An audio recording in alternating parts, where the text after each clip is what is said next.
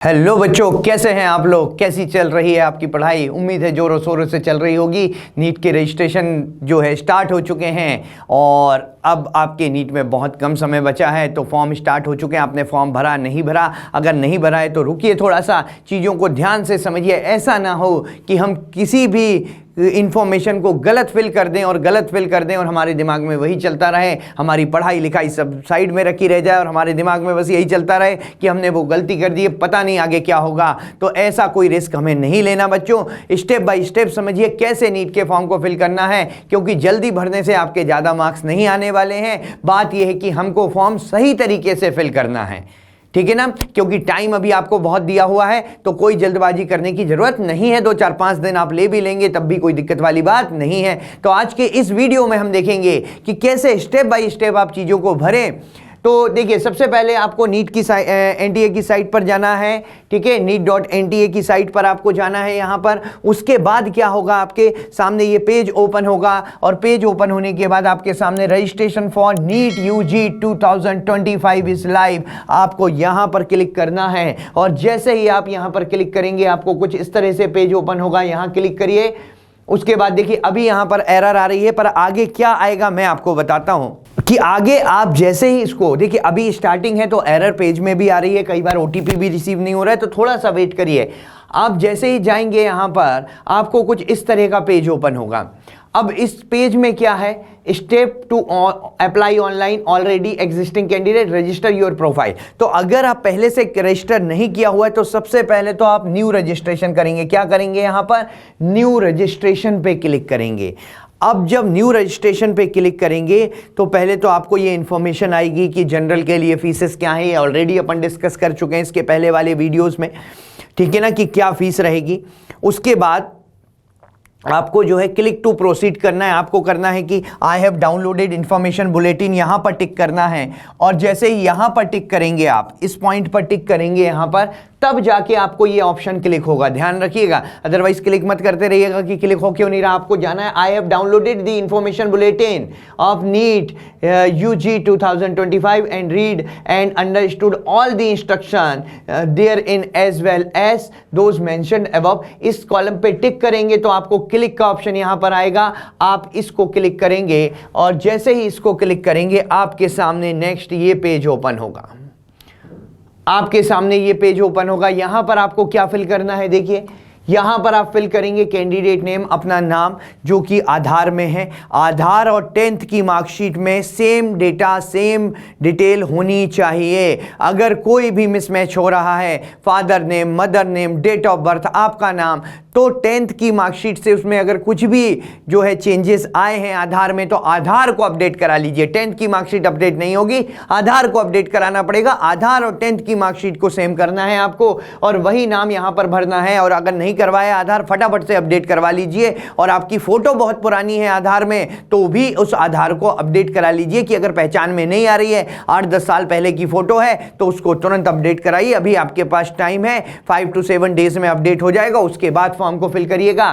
तो आपको candidate name भरना है, गार्जियन या फादर का नेम भरना है, यहाँ मदर या गार्जियन का नेम भरना है, आपको अपनी डेट ऑफ बर्थ भरनी है, यहाँ पर अपना जेंडर भरना है। फिर उसके बाद कंफर्म पर्सनल डिटेल, अपने नाम को कंफर्म करना है कि ऊपर जो लिखा है वही सेम यहाँ पे हो। Father name, mother name, date of birth और आपका जेंडर जो है वो एक बार और कंफर्म करना है। उसके बाद आपको यहाँ पर अपना प्रेजेंट एड्रेस भरना है। प्रेजेंट एड्रेस आपका परमानेंट भी हो सकता है, लेकिन उस केस में मान लीजिए प्रेजेंट एड्रेस आपको तब परमानेंट से अलग भरना है जब आप जहां रह रहे हैं वहां पर आपको सेंटर चाहिए। मान लीजिए आपके आधार कार्ड में एड्रेस कहीं का भी है, किसी दूसरी स्टेट का है, MP का है, गुजरात का है, हिमाचल का है, UP का है, बिहार का है, कहीं का भी आपके पास महाराष्ट्र का एड्रेस है, लेकिन आप राजस्थान में रह के पढ़ाई कर रहे हैं। तो अब क्या करेंगे आप अपने प्रेजेंट एड्रेस में राजस्थान का भरेंगे।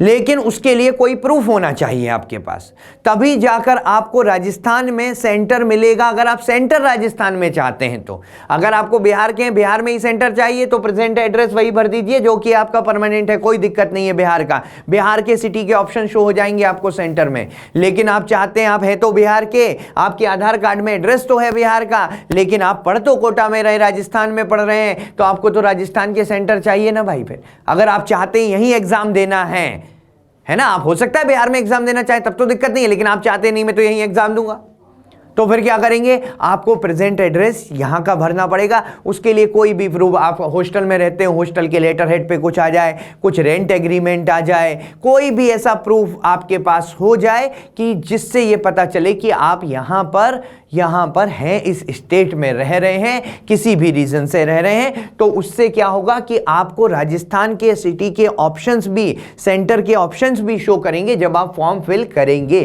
तो ये वाली बात ध्यान रखिएगा। फिर इसके बाद आपको यहां पर आपने एड्रेस भर दिया, फिर इसके बाद आपसे कम्युनिकेशन के लिए बात करेगा कि भैया ईमेल एड्रेस ध्यान रखिए फंक्शनल होना चाहिए, confirm email address, mobile number functional होना चाहिए, सारे ओटीपी, सारी इंफॉर्मेशन इसी पे आने वाली है, ठीक है। आप अल्टरनेट कॉन्टेक्ट नंबर भी दे सकते हैं।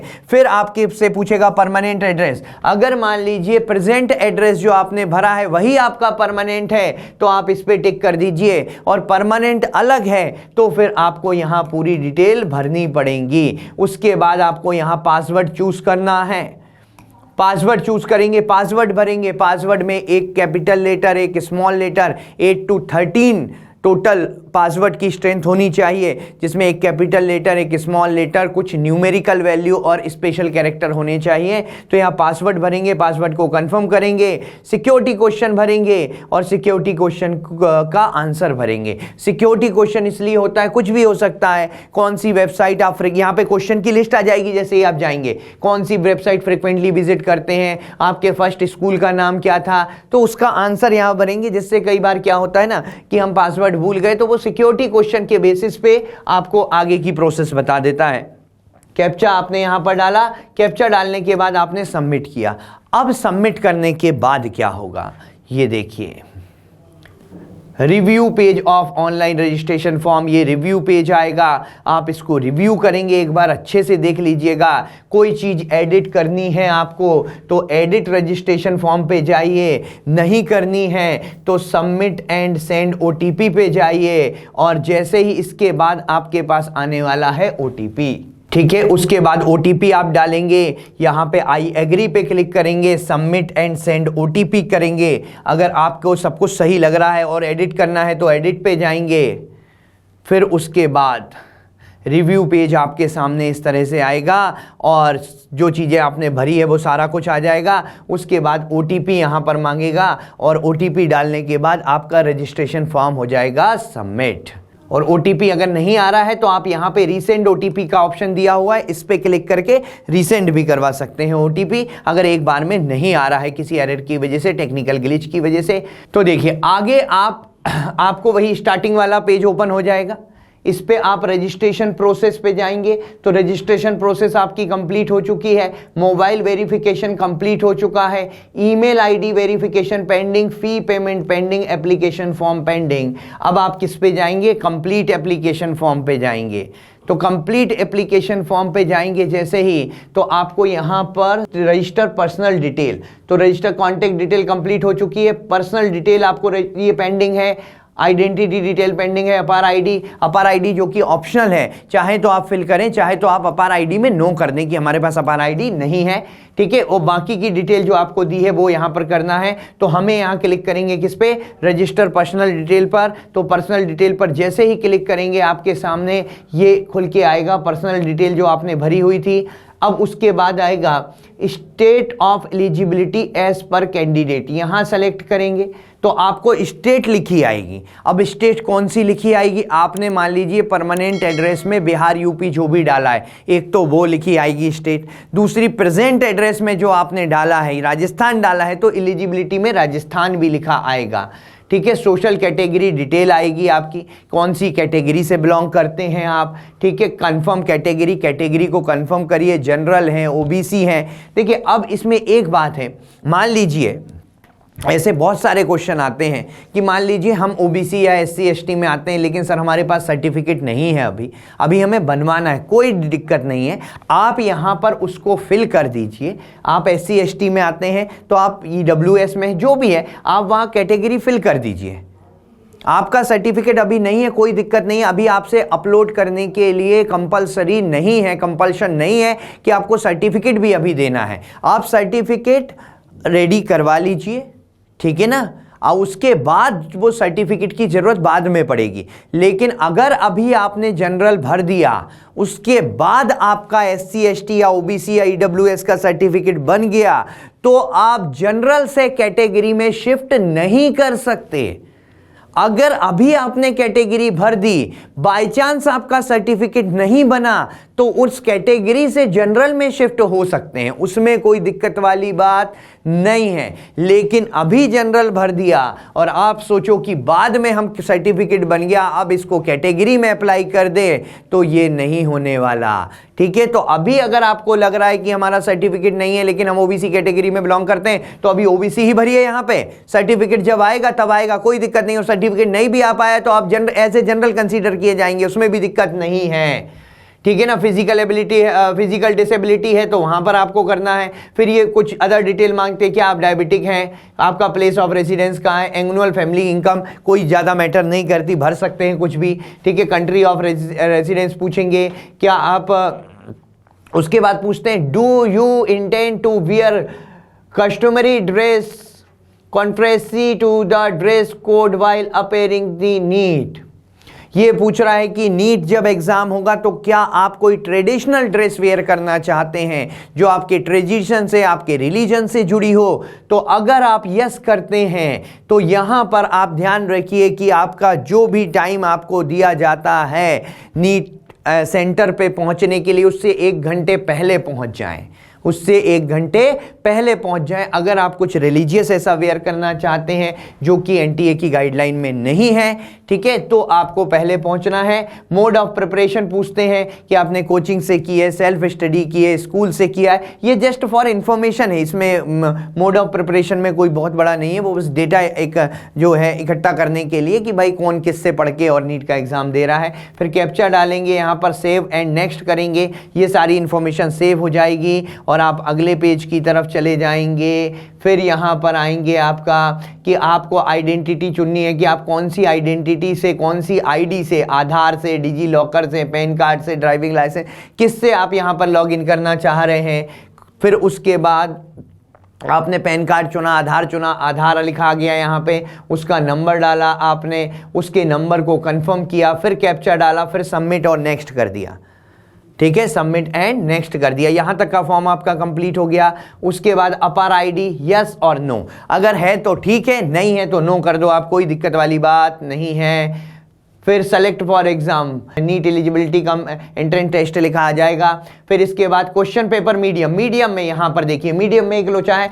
मीडियम में अगर आप इंग्लिश भरेंगे तो यहां पर केवल पेपर इंग्लिश में आएगा। इंग्लिश के अलावा कोई दूसरी रीजनल लैंग्वेज में भरेंगे, हिंदी या दूसरी रीजनल लैंग्वेज में, तो पेपर बाइलिंगुअल आएगा, ठीक है। तो अगर आप हिंदी भरते हैं या दूसरी रीजनल लैंग्वेज भरते हैं तो आपको फायदा ये होगा कि उस लैंग्वेज में भी पेपर आएगा और आपका इंग्लिश में भी आएगा। तो उससे फायदा हमें ये होता है कि हमें रफ वर्क करने के लिए ज़्यादा स्पेस मिल जाती है, क्योंकि नंबर ऑफ पेजेस डबल हो जाते हैं। तो आप इंग्लिश मीडियम से भी हैं तो हमारा सजेशन यही है कि आप हिंदी मीडियम भर दीजिए या दूसरी रीजनल लैंग्वेज जो आपको आती हो वो भर दीजिए, जिससे आपका बायलिंगुअल पेपर आए तो आपको रफ वर्क करने के लिए ज़्यादा स्पेस मिले। फिर एग्जाम सिटी स्टेट यहाँ पर आएगी, सिटी स्टेट आएगी, ठीक है। Exam state first choice, second choice, third choice, यहाँ से आपसे चॉइसेस भरवाई जाएंगी स्टेट की, और फिर उन स्टेट की सिटीज़ की। स्टेट वही आएंगी आपकी, स्टेट वही अपीयर होंगी जो आपने प्रेजेंट एड्रेस और परमानेंट एड्रेस में भरी हुई हैं, उसी के आसपास के एरिया आपके पास आएंगे। फादर का ऑक्यूपेशन, फादर का क्वालिफिकेशन, मदर की ऑक्यूपेशन, मदर का क्वालिफिकेशन, कैप्चा डालेंगे और उसके बाद सेव एंड नेक्स्ट करेंगे। यहाँ तक का फॉर्म आपके पास सेव हो जाएगा और फिर हम चलेंगे आगे की तरफ। और आगे चलते हैं तो हमारे पास ये आता है कि एजुकेशनल डिटेल आ जाती है। अब एजुकेशनल डिटेल में आपको क्या करना है, यहाँ पर आपसे पूछा जाता है 10th के लिए कि आपने कब पास किया था, ईयर ऑफ पासिंग पूछेंगे, क्वालिफाइंग एग्ज़ाम, स्कूल का डिटेल पूछेंगे, स्कूल प्राइवेट गवर्नमेंट, ठीक है ना, क्वालिफाइंग एग्ज़ाम स्टेट पूछेंगे। उसके बाद ये सारी स्कूल की डिटेल है, आप देख सकते हैं यहाँ पर कि इसके बाद आपसे जो है यहाँ पर 12th का, सेम 12th की भी डिटेल यहाँ पर भरने के लिए कहेंगे, ठीक है ना। 10th 12th का आपको पूरा डिटेल यहाँ पर भरना है, यहाँ पर फिल करना है। फिर इसके बाद अगेन कैप्चा डाल के सेव एंड नेक्स्ट कर देना है। फिर आगे चलते हैं, एडिशनल डिटेल पूछी जाएंगी कि क्या आप ट्विंस तो नहीं है। अगर ट्विंस हैं तो आइडेंटिकल ट्विंस हो तो उसमें दिक्कत होती है कि भाई किसी ने फॉर्म भरा, किसी ने एग्जाम दे दिया, तो पहले से वो इन्फॉर्मेशन लेके रखते हैं, ठीक है। Have you ever appeared in NEET, पहले अपीयर हुए हैं, यस और नो। आपका प्लेस ऑफ बर्थ क्या है, स्टेट क्या है, डिस्ट्रिक्ट क्या है। फिर सेव एंड नेक्स्ट पे जाएंगे आप, तो फिर यहाँ पर आ जाएगा कुछ इमरजेंसी कॉन्टैक्ट डिटेल आ जाएगी आपकी, इमरजेंसी में किससे कॉन्टैक्ट करना है। फिर गेट OTP पे आप जाएंगे। फिर नेक्स्ट आपका जो है country name, mobile number, email address, ठीक है। फिर OTP आपसे मांगेगा, OTP जो मोबाइल पे आया है, OTP जो ईमेल पे आया है, दोनों OTP आपको, इसलिए मैंने कहा था कि OTP जो जिस नंबर पे आपके आगे भी OTP आएंगे वो आपका जो ईमेल एड्रेस और जो मोबाइल नंबर दिया हुआ है वही इंपॉर्टेंट है, वो फंक्शनल होना चाहिए और हमारे लिए अप्रोचेबल होना चाहिए एट एनी टाइम। फिर इसके बाद आपको डॉक्यूमेंट अपलोड करने हैं। डॉक्यूमेंट में क्या अपलोड करना है, देखिए पासपोर्ट साइज फोटो जिसमें कि 80% आपका फेस विजिबल हो, वाइट बैकग्राउंड हो, दोनों ईयर्स आपके क्लियर दिख रहे हो, टेढ़ा नहीं होना चाहिए, बिल्कुल सीधा, दोनों ईयर्स विजिबल हो। स्पेक्स लगाते हैं, लगा सकते हैं, गॉगल्स वगैरह नहीं लगाना है, मास्क नहीं लगाना है, कैप वगैरह वेयर नहीं करनी है, सिंपल फोटो होनी चाहिए। उस फोटो में 80% फेस पे जूम होना चाहिए और साइज आपको दिया हुआ है 10:200। आप इसको जो है JPG, JPG किसी भी फॉर्मेट में कर सकते हैं। फिर उसके बाद राइट एंड लेफ्ट हैंड के फिंगर एंड थंब इंप्रेशन पूरे 10 के 10, आप 10 के 10 एक पेपर में लगाइए, पूरी दोनों थंब 8 फिंगर्स रखिए। वहाँ पर ब्लू जो इंक पैड आता है, ब्लू इंक पैड पे रखिए। उसके बाद पेपर पर ऐसे प्रिंट कर लीजिए उनको और फिर उसका जो है एक PDF बना लीजिए, JPG बना लीजिए उसका, और मैक्सिमम साइज 200 KB दिया हुआ है, तो इस पे आपको करना है 200 KB पे। फिर यही काम सिग्नेचर के साथ करना है, सिग्नेचर कर लीजिए, ब्लू पेन से, ब्लैक पेन से, किसी से भी कर सकते हैं। उसका एक फॉर्मेट बना लीजिए, उसको अपलोड कर दीजिए आप। पासपोर्ट का पोस्ट कार्ड साइज फोटो आपको अपलोड करनी है, ठीक है। 10th की मार्कशीट आपको अपलोड करनी है, 10th का सर्टिफिकेट भी दिया हुआ है। कई लोगों को दिक्कत ये होती है मार्कशीट और सर्टिफिकेट से, हमें तो एक ही चीज़ मिली है, तो कई स्टेट में मार्कशीट और सर्टिफिकेट सेम होता है, आप उसी को 2 बार अपलोड कर दीजिए। कई स्टेट में मार्कशीट अलग होती है, सर्टिफिकेट अलग होता है, तो वो अलग अलग होता है, ठीक है, वो कोई बहुत बड़ी बात नहीं है। आप जो है प्रेजेंट और परमानेंट एड्रेस प्रूफ को अपलोड करिए, एक जगह प्रेजेंट एड्रेस, एक जगह परमानेंट एड्रेस, उनकी एक ही फाइल बनाइए और उसको यहाँ अपलोड कर दीजिए। और अगर दोनों सेम है तो फिर एक ही एड्रेस आएगा उस पर, ठीक है। Class 10th CGPA conversion equivalence certificate issued by board, यहाँ पर CGPA कन्वर्जन की आपसे परसेंटेज मांगे हैं और आपका CGPA में मार्क्स आए हैं, तो वो CGPA आप स्कूल से बात करिए, वो कन्वर्जन का मोड बताते हैं आपको, उसमें एक डॉक्यूमेंट देते हैं कि इस CGPA का मतलब इतने परसेंटेज होता है, वो आप अपलोड कर दीजिए। आप अपना ID प्रूफ यहाँ पर अपलोड करिए, जो भी आपने पहले सेलेक्ट किया था, पैन कार्ड, आधार कार्ड, जो भी है वो आपको यहाँ पर अपलोड करना है। उसके बाद यहाँ पर आएगा कि फाइनल सबमिट आएगा, ठीक है। Please review following information before final submit. अगर कोई भी चेंज है तो लेफ्ट मेनू में जो दिया हुआ है उस पर आप जाइए और अभी चेंज कर सकते हैं, उस कॉलम को आप अभी चेंज कर सकते हैं क्योंकि अभी आपने फाइनल सबमिट नहीं किया। सारी चीजें चेक करने के बाद आपके पास registration process complete, mobile number verification complete, email ID verification pending है, फी पेमेंट पेंडिंग है और एप्लीकेशन फॉर्म कंप्लीट हो चुका है। अब आप क्या करेंगे, या तो एडिट करेंगे एप्लीकेशन फॉर्म को और फिर उसके your email ID yet to be verify. यहां पर अगर आपको एडिट नहीं करना है, एप्लीकेशन फॉर्म पूरा सही है, आपका कोई दिक्कत नहीं लग रही, दिक्कत लग रही है तो फटाफट से एडिट कर लीजिएगा और दिक्कत नहीं लग रही तो ईमेल ID को वेरीफाई कर लीजिए यहां से, ठीक है। वेरिफिकेशन वाले स्टेप पे जाना है, ईमेल ID को वेरीफाई करना है। रजिस्टर्ड ईमेल आईडी डालनी है, कैप्चा एंटर करना है, जो ओटीपी आपके ईमेल आईडी पे आया है उस ओटीपी को सबमिट करना है, वो आपके पास ओटीपी एक आया होगा, वो ओटीपी को यहाँ पर आपको डालना है, वेरीफाई करना है, नहीं आया है तो रीसेंड कोड पे क्लिक करना है आपको। फिर इसके बाद आपका ये सारा प्रोसेस कंप्लीट आ गया। केवल क्या बचा अब, फी पेमेंट पेंडिंग दिखाएगा। तो यहाँ पर पे एग्जामिनेशन फ़ी, जो भी आपकी फ़ी होगी वो यहाँ कैटेगरी के अकॉर्डिंग लिखी आ जाएगी। अभी भी आपको एडिट करना है तो एडिट पे जा सकते हैं, नहीं तो आप फ़ी पेमेंट पे डायरेक्ट जाएंगे और फ़ी पेमेंट पर जाने के बाद आपको यहाँ पर मोड ऑफ पेमेंट आएगा। ऑनलाइन पेमेंट ऑनलाइन ही करनी है तो प्रोसीड फॉर पेमेंट करेंगे। तो उसके बाद देखिए आपको यहाँ पर बहुत सारे ऑप्शंस दिखाई देंगे कि debit card, credit card, UPI, net banking, ठीक है, एसबीआई मोब्स की, कैनरा बैंक से, आईसीआईसीआई बैंक गेटवे से, एचडीएफसी पेमेंट बैंक गेटवे से, जिससे भी होगा आपको यहाँ पर प्रोसीड फॉर पेमेंट करना है। और पेमेंट करने के बाद आपका ऐसा कुछ फॉर्म जो होगा वो आपको डाउनलोड कर लेना है। फाइनली ये पूरा पेज लिखा आ जाएगा, आपका पूरा पेज, इसको चेक कर लीजिएगा। फ़ोटो आपकी लगी है, फिंगरप्रिंट जो है वो आपके होने चाहिए, सिग्नेचर आपके होने चाहिए, ये पूरा आ जाएगा और इसके बाद आपका काम हो जाता है ख़त्म। अब बात है जब आप पेमेंट करने जाते हैं बच्चों तो किसी ई मित्र वाले भैया के कार्ड से या इधर उधर मत करिए, क्योंकि दिक्कत ये है कई बार जब कोई चीज़ हो जाती है, टेक्निकल ग्लिच हो जाता है, तो होता यह है कि पेमेंट उनके अकाउंट से कट जाती है, फिर बैंक उनको बाद में रिफंड करता है 2 दिन, 4 दिन, 6 दिन, 7 दिन बाद। फिर आप चक्कर लगाते हो रहते हो कि भैया पेमेंट आया क्या, भैया पेमेंट आया क्या। इसलिए आप अपने ही कार्ड से करिए, अपने पेरेंट के कार्ड से करिए, जिससे कि अगर दोबारा से भी पेमेंट करनी पड़े तो आप कर सको और पुराना वाला पेमेंट जो है वो अकाउंट में आपके ही वापस आ जाए, आपको किसी से उसके लिए बार बार पूछना ना पड़े कि हमारा पेमेंट आया या फिर नहीं आया। तो ये कुछ बेसिक चीज़ें हैं जो आपको ध्यान रखनी है बच्चों, ठीक है ना।